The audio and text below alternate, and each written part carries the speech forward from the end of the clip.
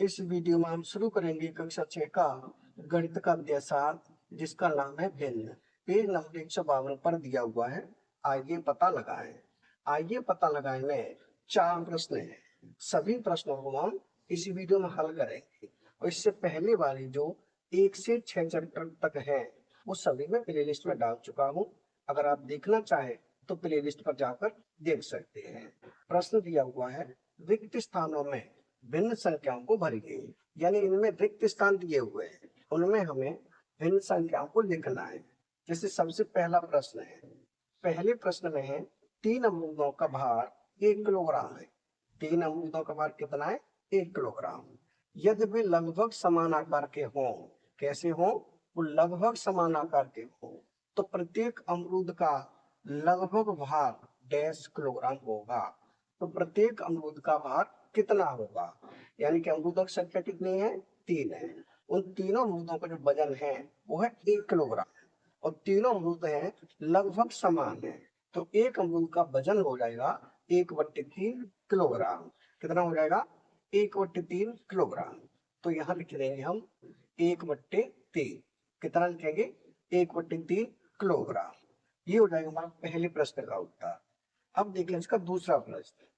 दूसरे प्रश्न में है, एक थोक व्यापारी ने 1 किलोग्राम चावल को समान भार के 4 पैकेटों में पैक किया। यानी कोई थोक व्यापारी है, उस व्यापारी ने 1 किलोग्राम चावल को समान 4 भागों में पैक किया है। प्रत्येक पैकेट का भार डैश किलोग्राम है। यानी प्रत्येक पैकेट का भार कितना होगा? एक पैकेट का भार हो जाएगा 1/4। कितना हो जाएगा? 1/4 किलोग्राम। यह हम लिख देंगे 1/4। कितना? 1/4 किलोग्राम। ये हो जाएगा हमारा दूसरे प्रश्न का उत्तर। अब हम करेंगे इसका तीसरा प्रश्न। तीसरे प्रश्न में है, 4 मित्रों ने 3 गिलास गन्ने का रस का ऑर्डर दिया।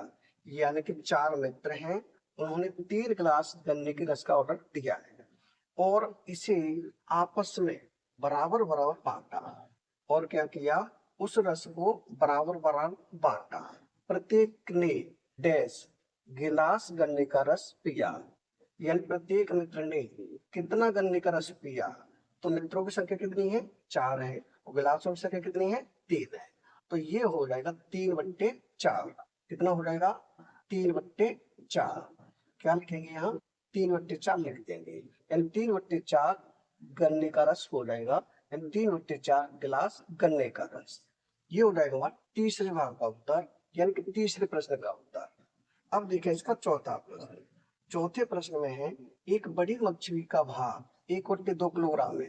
यानी एक बड़ी मछली है, उसका जो वजन है वो है 1/2 किलोग्राम। एक छोटी मछली का भार 1/4 किलोग्राम है और छोटी मछली है, उसका वजन है 1/4 किलोग्राम।